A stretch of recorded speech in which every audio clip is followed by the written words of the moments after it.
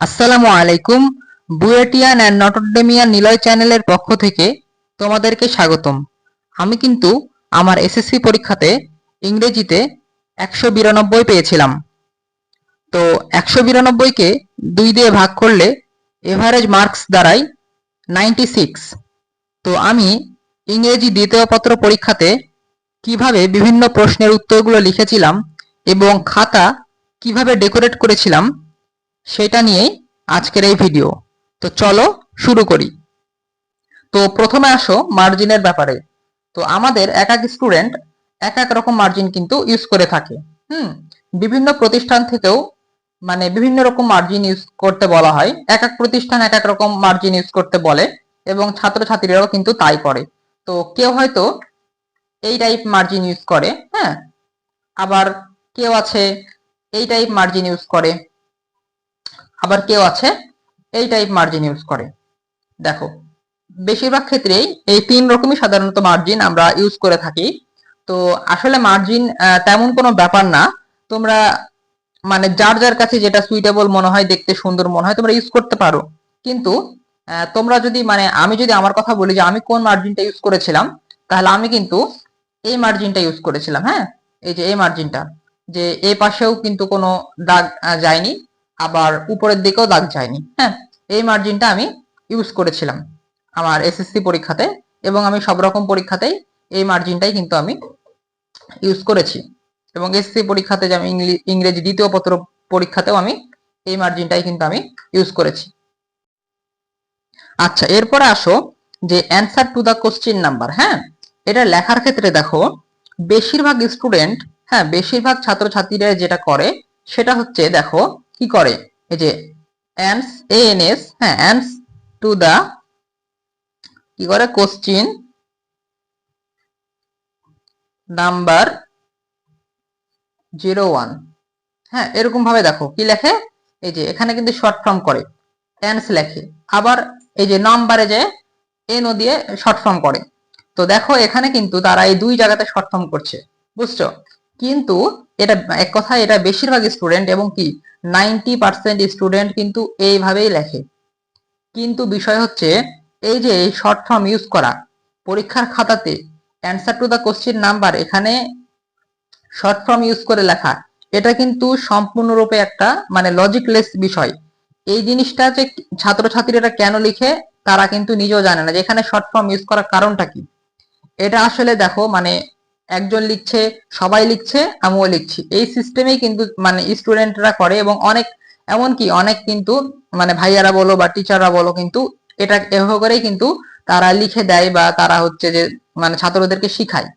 কিন্তু এখানে এই যে তোমার শর্ট ফর্মটা ইউজ করা, এটা একদমই হচ্ছে যুক্তিহীন এবং লজিকলেস একটা বিষয়।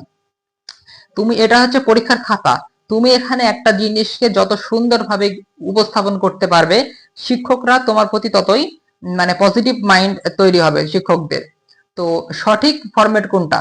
সঠিক ফরম্যাট হচ্ছে এই যে আমি যে দেখো লিখেছি যে অ্যান্সার, হ্যাঁ অ্যান্সার কি আমি এখানে ফুল ফর্মে লিখেছি।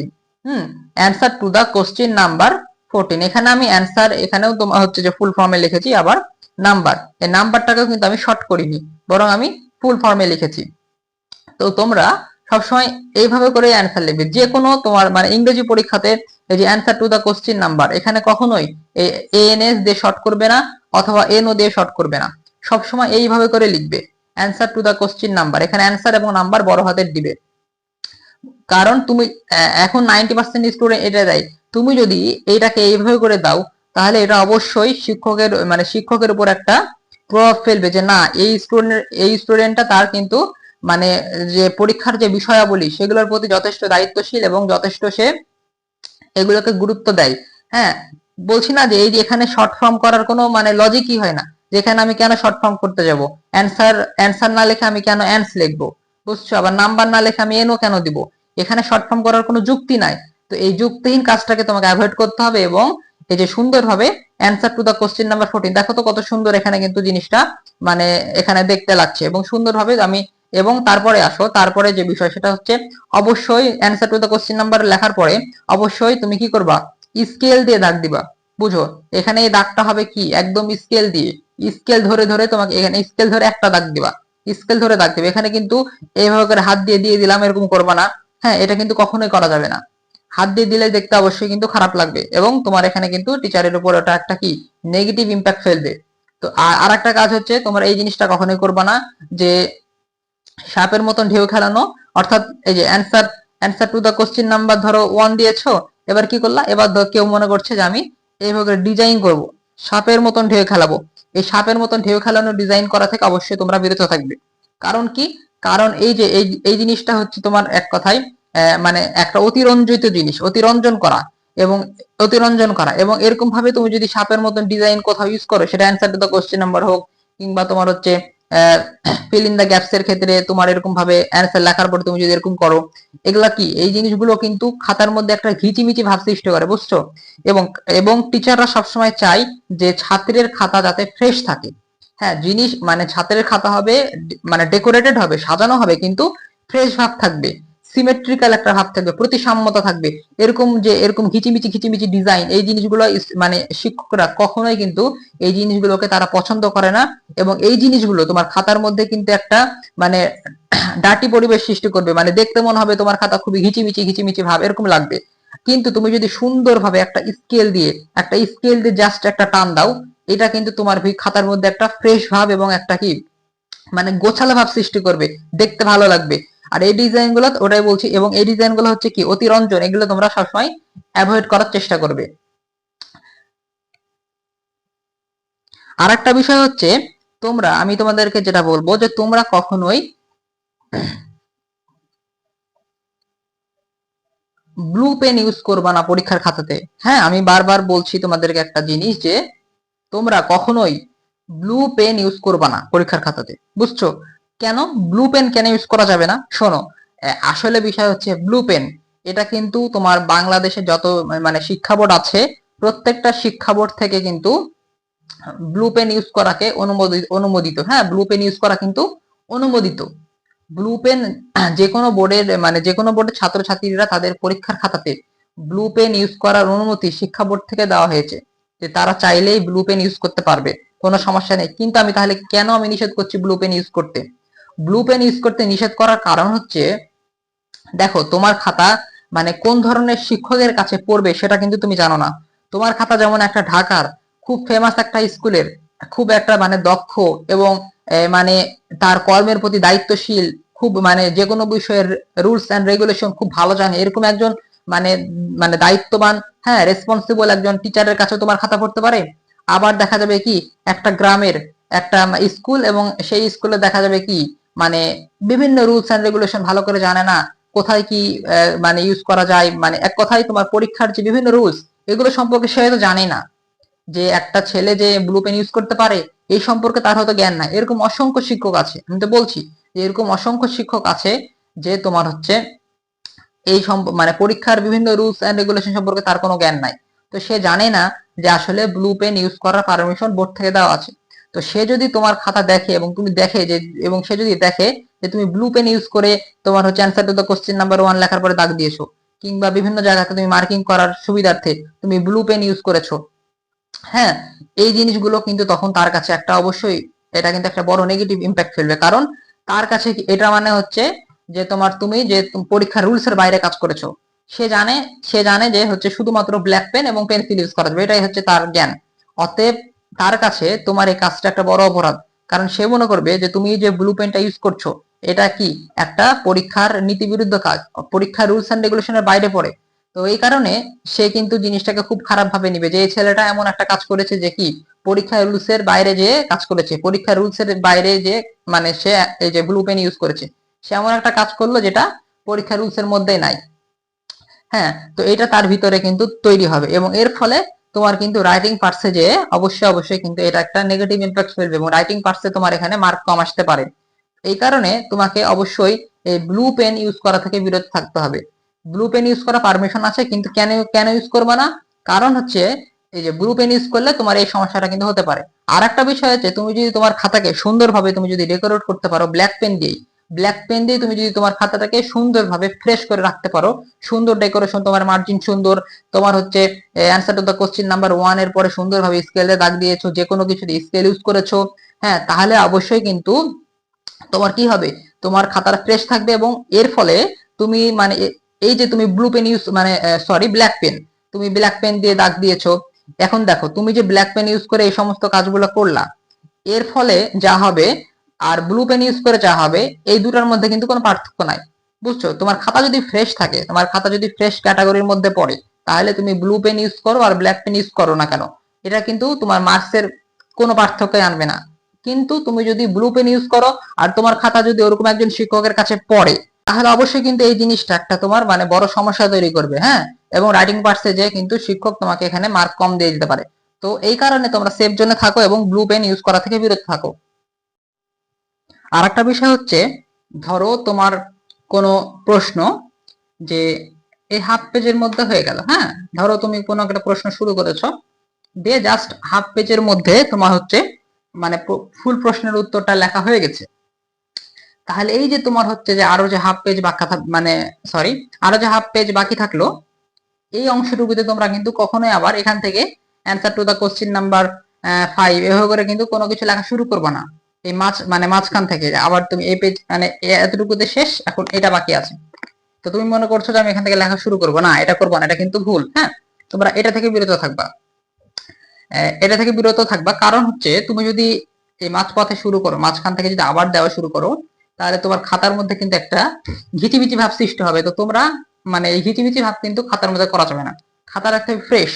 এমনকি ধরো কোনো কারণে মানে কোনো প্রশ্নের উত্তর যদি কখনো এমন হয় যে তোমার এই 1/4 অংশের মধ্যে শেষ, হ্যাঁ, যে 1/4, ধরো তুমি একটা কোনো প্রশ্ন আগে মানে কোনো প্রশ্ন তুমি আগে থেকে লিখে আসছো, হ্যাঁ, লিখে আসার পরে কি হয়েছে যে তোমার এই মানে এই পেজে দেখা যাবে যে জাস্ট 1/4 এখানে অথবা এই এই অংশে এই পর্যন্ত যাই শেষ হয়ে গেছে, হ্যাঁ, এই পর্যন্ত, অর্থাৎ এই ওই 1/4 অংশ জাস্ট ওখানে পেজের ইউজ করেছে। তো তুমি এখন মনে করছো তাহলে আমি কি করি, এই 3/4 এতখানি অংশ পড়ে আছে, তাহলে আমি এই অংশটুকুতে লেখা শুরু করি। না, এরকম করবা না। তোমার 1/4 অংশের মধ্যে হয়ে গেলেও 3/4 অংশ করে থাকুক, সমস্যা নেই, কোনো সমস্যা নেই, তুমি এখান থেকে লেখা শুরু করবা দিয়ে পেজ উল্টে তুমি পরের পেজে চলে যাবা এবং তুমি ওখান থেকে লেখা শুরু করবে। বুঝছো, এটা তোমাদেরকে মাথায় রাখবে যে তোমরা এক মানে এক প্রশ্নের এক পেজে শুধু এক প্রশ্নের উত্তর থাকবে, একটি পৃষ্ঠাতে শুধু একটি প্রশ্নের মানে ওই 1 নাম্বারের প্রশ্নের উত্তর থাকবে, অন্য কোনো আবার নতুন কোনো প্রশ্ন তুমি মানে পেজের মধ্যে আর লিয়ে আনবা না। হ্যাঁ, এটা তোমরা করবা। এবার আসো কোশ্চিন নাম্বার 7। হ্যাঁ, তো কোশ্চিন নাম্বার 7 কি আছে, কোশ্চিন নাম্বার 7 আছে কমপ্লিটিং সেন্টেন্স, তাই না? তো কমপ্লিটিং সেন্টেন্স লেখার ক্ষেত্রে অনেক স্টুডেন্টস কি আছে, যে অনেক স্টুডেন্টস আছে যে কি করবে, যে তোমার ধরো এ নাম্বার, আচ্ছা আমি ধরো একটা প্রশ্ন লিখলাম যে ওয়াক ফাস্ট, হ্যাঁ, লেস্ট, দিয়ে তোমার এটা ধরো প্রশ্ন, এটা হচ্ছে প্রশ্ন। হ্যাঁ, এটা কিন্তু প্রশ্ন, যে ওয়াক ফার্স্ট লিস্ট দিয়ে তোমার হচ্ছে যে শূন্যস্থান দিয়েছে। তো অনেক স্টুডেন্ট কি করবে, যে ধরো এ লিখবে, উত্তরের ক্ষেত্রে এ লেখে, এটার একটা কিন্তু উত্তর you should miss the bus, এটা কিন্তু একটা সঠিক উত্তর। হ্যাঁ, যে you should miss the bus, less থাকার কারণে শুড আসছে, you should miss the bus. এই যে তোমার you should miss the bus, এটা জাস্ট তোমার কি করবে, একটা স্টুডেন্ট শুধু এ দিয়ে এই উত্তরটা লিখে দিবে, কিন্তু না, এগুলা এরকম করা যাবে না। হ্যাঁ, এটা কিন্তু একটা ভুল মেথড, এই কমপ্লিটিং সেন্টেন্স লেখার ক্ষেত্রে এটা কিন্তু অবশ্যই একটা ভুল মেথড। সঠিক মেথডটা কি, সঠিক মেথড হচ্ছে তোমাকে প্রশ্নটা তুলতে হবে, তুমি অ্যান্সার কি করে লিখবা, প্রশ্ন আছে, ধরো আমি অ্যান্সার লিখছি, হ্যাঁ, সঠিকভাবে লিখছি অ্যান্সার। আচ্ছা, তো অ্যান্সার এটা কি, অ্যান্সার হচ্ছে এ নাম্বার দিবা, এ নাম্বার দিয়ে তুমি একটা ব্র্যাকেট চিহ্ন দিবা, বা যাই হোক কেউ গোল করে বা ব্র্যাকেট চিহ্ন দেয়, বা কেউ ডবল ব্র্যাকেট, যার যেটা ইচ্ছা দিবা, দিয়ে তোমাকে প্রশ্নটুকু লিখতে হবে আগে, প্রশ্নটুকু লিখে ওয়ার্ক ফার্স্ট লিস্ট, হ্যাঁ, এরপরে তুমি এই যে ইউ শুড মিস দা বাস। বুঝছো, এরপরে কি করবে, অর্থাৎ প্রশ্ন সহ তোমাকে ওই উত্তরটা লিখতে হবে। এরপরে তুমি এটা লিখবা, প্রশ্ন সহ উত্তর লেখার পরে এই যে যেখান থেকে মানে উত্তরটা ছিল you you should miss the বাস থেকে, তো ইউ শুড মিস দা বাস থেকে কি করবা, এই সুন্দরভাবে তুমি দাগ টেনে দিবা। বুঝছো, স্কেল দিয়ে তোমার হচ্ছে যে তুমি দাগটা টানবা, স্কেল দিয়ে সুন্দরভাবে এই তোমার উত্তরটাতে দাগ টেনে দিবা। হ্যাঁ, কখনোই শুধু উত্তর একা একা লিখে আসবে না, প্রশ্ন সহ উত্তর লিখবা। এরপরে আসো কোশ্চিন নাম্বার 9 ট্যাগ কোশ্চিন। হ্যাঁ, তো ট্যাগ কোশ্চিন এর ক্ষেত্রে ধরো একটি কোশ্চিন আছে, একটি কোশ্চিন যে he has a great talent দিয়ে এরকম করে দিয়ে ধরো এটা একটা কোশ্চেন, ধরো প্রশ্ন যে he has a great talent. এখন অনেকেই কিন্তু অ্যান্সার লেখার ক্ষেত্রে এ লিখবে, দিয়ে এটার সঠিক উত্তরটা কি ভাইয়া? সঠিক উত্তর হচ্ছে হ্যাজেন্ট হি, তাই না? He has a great talent, তাহলে এটা সঠিক উত্তর হ্যাজেন্ট হি। তো এ হ্যাজেন্ট হি এটা লিখে ধরো অনেকে জাস্ট মানে এটা লিখেই দিয়ে দিবে, কিন্তু না, এরকম করবা না। এখানেও ওই 7 নম্বরের মতো এখানেও তোমরা কি করবা? তোমরা প্রশ্ন তুলবা, প্রশ্ন তুলে উত্তর মানে পুরোটা তোমার লিখতে হবে, প্রশ্ন সহ উত্তর লিখতে হবে। তাহলে সঠিক উত্তর কিভাবে লিখবা? সঠিক উত্তর এ দিবা, দেওয়ার পরে প্রশ্নটাকে লিখবা he has a great talent, হ্যাঁ, দিয়ে কমা দিবা। এরপরে যেটা উত্তর, এই যে হ্যাজেন্ট হি, এটা উত্তর না ভাইয়া? হ্যাজেন্ট হি, এই যে হ্যাজেন্ট হি লিখলাম, দেখছো? হ্যাজেন্ট হি, এই হ্যাজেন্ট হি লেখার পরে তুমি এই যে কোশ্চিন মার্ক, তুমি কোশ্চিন মার্ক দিবা, প্রশ্নবোধক মার্ক দেওয়ার পরে তুমি উত্তর কতটুকু? উত্তর হচ্ছে এই যে হ্যাজেন্ট থেকে হি পর্যন্ত, এটা উত্তর না? হ্যাজেন্ট হি এটা উত্তর, তাহলে হ্যাজেন্ট হি এই অংশটুকু কি করবা? এই অংশটুকু তুমি, হ্যাজেন্ট হির অংশটুকু তুমি হচ্ছে অবশ্যই পেন্সিল দিয়ে মার্ক করবা, অবশ্যই মার্ক করবা, মার্ক ছাড়া রাখবা না। পেন্সিল দিয়ে এই উত্তর অপশনটুকু অবশ্যই পেন্সিল দিয়ে, সরি পেন্সিল না, সরি ভুল হয়েছে, মানে কলম দিয়ে, কলম দিয়ে তুমি কি করবা? ব্ল্যাক পেন দিয়ে আর স্কেল ইউজ করবা, ব্ল্যাক পেন আর স্কেল ইউজ করে অবশ্যই তোমরা মার্ক করবা, আর প্রশ্ন সহ উত্তর লিখবা, এটাই হচ্ছে এখানকার নিয়ম। আর কোথাও কখনো কিন্তু তোমরা মানে স্কেল ছাড়া কোনো তোমরা দাগ দিবা না কখনোই। হ্যাঁ, স্কেল ছাড়া দাগ দিতে গেলে তোমার ধরো একটা ছোট্ট ওয়ার্ড, কিন্তু স্কেল ছাড়া তুমি দাগ দিতে গেছো, ধরো একটা কোনো একটা তোমার যে গ্যাপ ফিলিং এর আছে, গ্যাপ ফিলিং এ তোমার ধরো একটা উত্তর ওয়ার্ল্ড ওয়াইড, হ্যাঁ, ওয়ার্ল্ড ওয়াইড, তো এই ওয়ার্ল্ড ওয়াইড তুমি মনে করছো ছোট্ট একটা, তো জাস্ট একটা ওয়ার্ড, তুমি হাত দিয়ে দাগ দিয়ে দিই না, হাত দিয়ে দাগ দিলে কখনোই সেটা তার মতন হবে না, মানে স্কেলের মতন সুন্দর কিন্তু হবে না, এবং তোমার খাতার মধ্যে ফ্রেশ ভাবটাকে নষ্ট করবে, তোমার খাতার সৌন্দর্যকে নষ্ট করবে। অবশ্যই তুমি ছোট হোক বড় হোক, তুমি যেখানে যে দাগ দেওয়ার প্রয়োজন হোক তুমি স্কেল দিয়ে তুমি দাগ দিবা। হ্যাঁ, তো এবার আসো 14 আর 15, হ্যাঁ, 14 আর 15 ক্ষেত্রে। তো 14 নম্বরে আছে প্যারাগ্রাফ, আর 15 নাম্বার হচ্ছে কি? রচনা।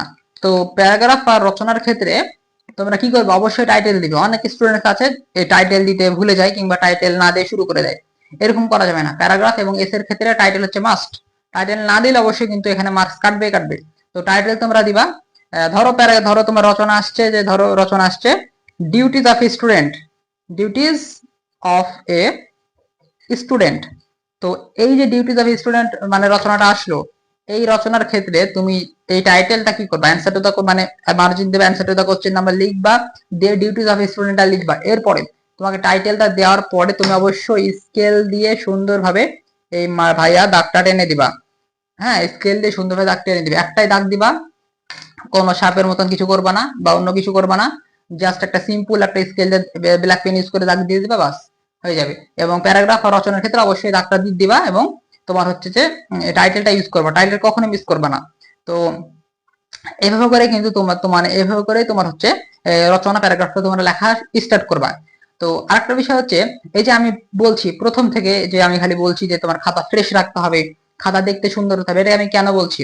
আসল বিষয় হচ্ছে দেখো তোমরা কিন্তু ওই যে মানে তোমাদের যে রাইটিং পার্ট, সেটা কত থেকে শুরু? রাইটিং পার্ট শুরু হচ্ছে 12 থেকে, তাই না? 12, 13, 14, 15 চারটা হচ্ছে রাইটিং পার্ট, তার মানে 12 থেকে রাইটিং পার্টটা শুরু। কিন্তু এই যে 1 থেকে 11, তাহলে 1 থেকে 11তে আমি কেন বলছি যে তোমরা, আমি কেন তোমাদেরকে বলছি যে ফ্রম নাম্বার 1, এই নাম্বার 1 থেকে তুমি কেন সবকিছু সুন্দরভাবে করবা, গুছিয়ে করবা, স্কেল ইউজ করবা, হাত দিয়ে টানবা না দাগ, এবং তোমার হচ্ছে যে বেশি ঘিচিমিচি কোনো ডিজাইন করবা না, এইগুলা কেন আমি বলছি 1 নাম্বার থেকে বলছি? কারণ তুমি যতই তোমার রাইটিং পার্ট 12তে হোক না কেন, তোমার খাতার যে তুমি যদি খাতার যে প্রথম থেকে তুমি যদি খাতাটাকে ফ্রেশ রাখতে পারো, হ্যাঁ, তোমার পুরো খাতাটা যদি প্রথম থেকে ফ্রেশ থাকে, তাহলে এটা কিন্তু তোমার টিচারদের মাইন্ড একটা পজিটিভ ইম্প্যাক্ট ফেলবে, এবং তোমার ব্যাপারে টিচারদের ভিতরে একটা পজিটিভ ধারণা তৈরি হবে। এটা কিন্তু ভাই, এটা কিন্তু একটা সাইকোলজিক্যাল বিষয়, এবং হিউম্যান সাইকোলজির এই বিষয়টা কিন্তু মানে সবার ক্ষেত্রে প্রযোজ্য। অর্থাৎ মানুষের যে ন্যাচারাল ইনস্টিংক্ট আছে, সহজাত প্রবৃত্তি আছে, হ্যাঁ, ন্যাচারাল ইনস্টিংক্ট, যে সে কি যে কোনো জিনিস যদি সুন্দর হয়, তাহলে কি সেটা মানুষ সেটাকে এক্সট্রা ভ্যালু দেয়, হ্যাঁ, এক্সট্রা ভ্যালু দেয়। তো তোমার খাতাটা যখন প্রথম থেকে ফ্রেশ থাকবে, এবং বেশি হিচিমিচি কোনো ডিজাইন থাকবে না, হিচিমিচি ভাব থাকবে না, হ্যাঁ, তুমি সুন্দরভাবে মানে একটা সুন্দরভাবে লিখেছো, হ্যাঁ, এবং খাতার মধ্যে তোমার খাতাটা হচ্ছে কি ফ্রেশ ক্যাটাগরির মধ্যে পড়ছে, তখন অবশ্যই কিন্তু তোমাকে শিক্ষক অবশ্যই আলাদা তোমাকে কিন্তু ভ্যালু দিবে, এবং সেই ভ্যালুটা কি করে কখন দিবে ভাইয়া, সেই ভ্যালুটা কিন্তু এই যে জিরো মানে সরি 1 থেকে কিন্তু 11 পর্যন্ত কিন্তু কি তোমাকে কিন্তু অতিরিক্ত মার্কস দেওয়া কিংবা কাটার কিন্তু কোনো সুযোগ নাই। তোমার হাতের লেখা যতই খারাপ হোক, তুমি যতই বাজে ভাবে তুমি সবকিছু করো না কেন, তোমার কিন্তু এই 1 থেকে 11-এর মধ্যে তোমার জাস্ট উত্তরটুকুই আসল জিনিস। এখানে কিন্তু তোমার কিন্তু মার্ক কাটা বা বাড়ার কিন্তু মানে বাড়ানোর কিংবা কমানোর কিন্তু কোনো সুযোগ কিন্তু শিক্ষকদের হাতে নাই। কিন্তু কিন্তু এই যে 12, 13, 14, 15 এখানে যে তোমার এই 4টা জায়গাতে কিন্তু অবশ্যই কিন্তু এই প্রথম দিকের এই জিনিসগুলোই কিন্তু একটা বড় ইম্প্যাক্ট ফেলবে এবং অবশ্যই মার্কস কিন্তু প্রভাবিত হবে। হ্যাঁ, এটাকে কিন্তু অস্বীকার করার কোনো জায়গা নাই। তোমার তোমার খাতার ফরম্যাটিং প্রথম থেকে তোমার খাতার যদি ফ্রেশ ক্যাটাগরির মধ্যে পড়ে, তাহলে অবশ্যই তোমার এই রাইটিং পার্টসে যে তোমার মার্কস ভালো, মানে স্যাররা মার্কস বাড়াবে এখানে। আর তোমার খাতা যদি তুমি যতই ভালো লেখো, রাইটিং পার্টসে হয়তো খুব ভালো লিখেছো, এমনকি 1 থেকে 11 তেও খুব ভালো তুমি মানে পারফর্ম করেছো, কিন্তু তোমার ধরো খাতা ফ্রেশ না, তাহলে কিন্তু স্যাররা কিন্তু তোমাকে রাইটিং পার্টসে বেশি দিবে না। হ্যাঁ, এই কারণে বলি একটা জিনিস সবসময় মাথায় রাখবা যে ভাইয়া যে মানে তার সময় বাঁচানোর জন্য তুমি হচ্ছে কখনোই 1 থেকে 11-তে তাড়াহুড়ো করে তুমি হচ্ছে যে হাত দিয়ে দাগ টেনে দিবা, কিংবা তুমি হচ্ছে যে অন্যভাবে তুমি তাড়াহুড়ো করে মানে হাতের লেখা মানে তুমি তাড়াহুড়ো করবা যে আমাকে রাইটিং রাইটিং পার্টসে যে লেখা ভালো করতে হবে, এবং অথবা তোমার হচ্ছে বেশি লিখবো, এই চিন্তাতে তুমি কখনো 1 থেকে 11-তে তাড়াহুড়ো করতে যে তুমি কিন্তু ভাই তোমার খাতাকে মানে ডাটি ক্যাটাগরির মধ্যে ফেলো না। নোংরা হয়ে গেছে তোমার খাতা, হ্যাঁ, বা কাটাকাটি বেশি, তোমার হচ্ছে ঘিচিমিচি বেশি, এরকম ক্যাটাগরির মধ্যে তুমি তাড়াহুড়ো করতে যে ফেলো না। তুমি অবশ্যই তোমার খাতাকে তুমি সময় লাগলেও তুমি সুন্দরভাবে সবকিছু করো, মার্জিন টানা থেকে শুরু করে যে কোনো কিছুতে দাগ দেওয়া, স্কেল ব্যবহার করা, এগুলো অবশ্যই সময় সাপেক্ষ কাজ, কিন্তু তুমি এই জিনিসটা কষ্ট করে হলেও করো, সময় লাগলেও করো।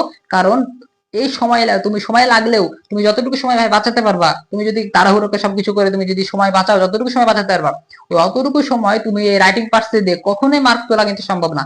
অর্থাৎ ওই তোমার যে লসটা হলো তাড়াহুড়ো করার কারণে, তোমার খাতা ফ্রেশ না হওয়ার কারণে তোমার যে লসটা হলো, মানে সেই লসটা কিন্তু তুমি কখনোই ওই ওই অল্প ওই সময়টুকু লেখার মাধ্যমে তুমি কিন্তু পূরণ করতে পারবা না। তো অবশ্যই তোমাদেরকে এই 1 নাম্বার থেকেই কিন্তু ভাই তোমার খাতাকে ফ্রেশ রাখার চেষ্টা করতে হবে। সব সময় তোমাকে চেষ্টা করতে হবে যে তোমার খাতাতে যেন ফ্রেশ ভাব বজায় থাকে। এই কারণে সবকিছু তুমি স্কেল ইউজ করবা, ব্ল্যাক পেন ইউজ করবা, এবং বেশি কোনো ঘিচিমিচি ডিজাইন করবা না। সিম্পল ভাবে একটা মানে দাগ হবে একটা, এবং সিম্পল ব্ল্যাক পেন দিয়ে, হ্যাঁ, এই বিষয়গুলো তুমি ভাই মেনটেন করার চেষ্টা করবা। সময়ের জন্য তুমি এই প্রথম থেকে তুমি ভাই তাড়াহুড়ো করে, তোমার কিন্তু এই জিনিসটা তুমি মাথায় রাখো যে সময়ের বিষয়ের কারণে তুমি কখনোই তাড়াহুড়ো করতে যেও না। এই জিনিসটা তোমরা অবশ্যই মাথায় রাখবা। হ্যাঁ, আর আমি নিজেও কিন্তু এইভাবে আমি যেভাবে করে দেখালাম, আমি কিন্তু একদম ঠিক এইভাবেই কিন্তু আমি কিন্তু পরীক্ষা দিয়েছি।